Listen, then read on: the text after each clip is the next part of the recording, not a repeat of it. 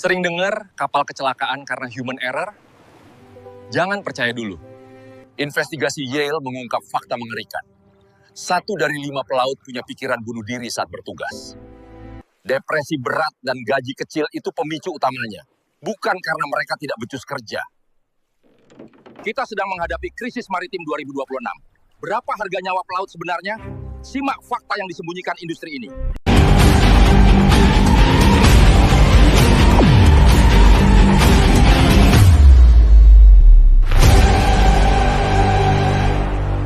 Kalau kita dengar berita tentang kecelakaan di laut, apa sih yang biasanya langsung kepikiran? Pasti soal teknis ya, entah itu mesinnya rusak atau mungkin cuaca lagi jelek banget. Tapi kali ini kita bakal bahas sesuatu yang jauh lebih dalam. Sebuah krisis yang akarnya itu ada di manusia yang ngendaliin mesin-mesin raksasa itu. Jadi kita nggak akan ngomongin soal baja dan ombak, tapi soal tekanan, isolasi, dan ya, biaya manusiawi yang tersembunyi di balik industri maritim global. Nah, ini pertanyaan utamanya. Sebenarnya berapa sih harga yang harus dibayar buat yang namanya kesalahan manusia di laut? Kita kan sering banget dengar istilah ini dijadiin kambing hitam utama kecelakaan. Tapi di sini kita bakal lihat bareng-bareng kalau kesalahan manusia itu seringkali bukan penyebabnya loh, itu cuma gejalanya. Sinyal dari masalah yang jauh lebih besar dan sistemik. Oke, kita mulai dari angka yang jujur bikin miris. Sebuah studi dari Yale University nemuin fakta ini, 25%. Artinya, 1 dari 4 pelaut di luar sana itu menunjukkan gejala depresi.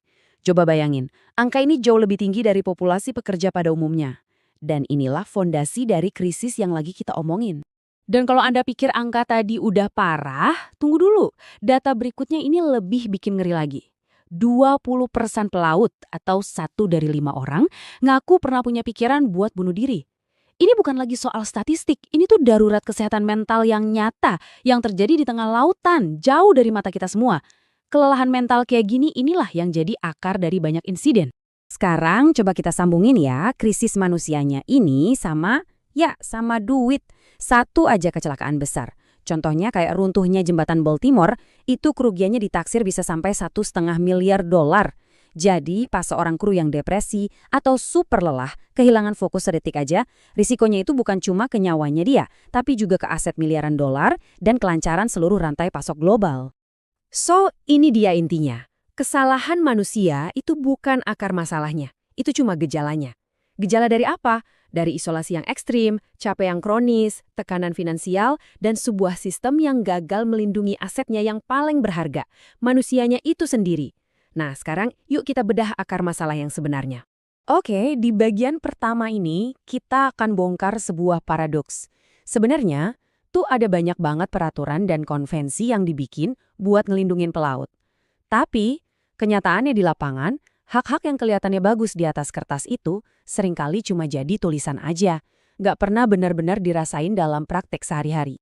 Coba deh lihat timeline ini. Ini bukti nyata banget betapa leletnya perlindungan buat pelaut domestik kita. Dari tahun 2000, sebuah peraturan pemerintah itu udah mewajibkan adanya upah minimum. Tapi butuh 24 tahun, hampir seperempat abad loh, sampai akhirnya keluar surat edaran yang benar-benar mewajibkan itu.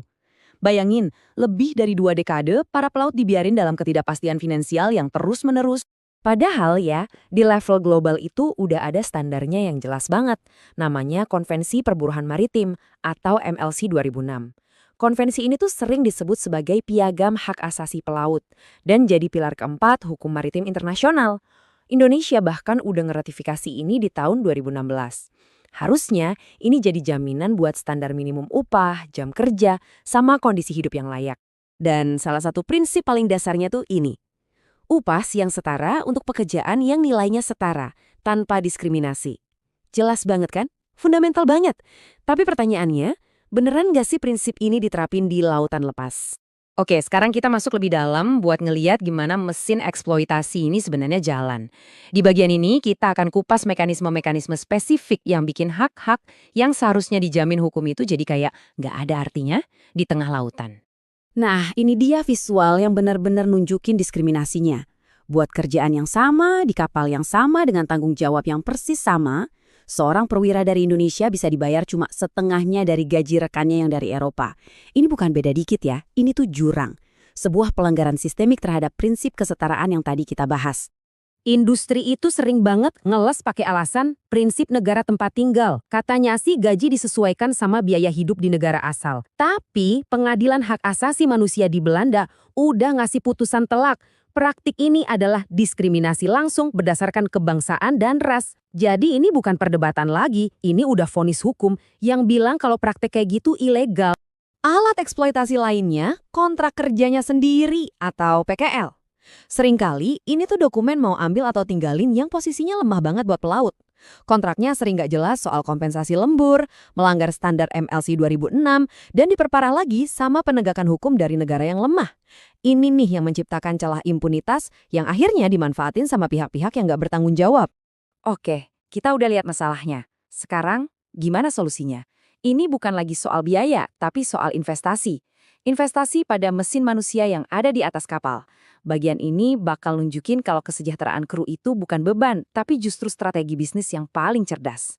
Ini dia pemikiran utamanya.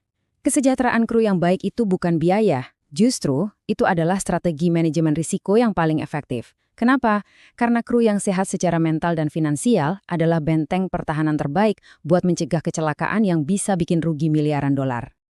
Dan ini bukan omong kosong loh. Datanya ada, dan return on investment-nya kuat banget.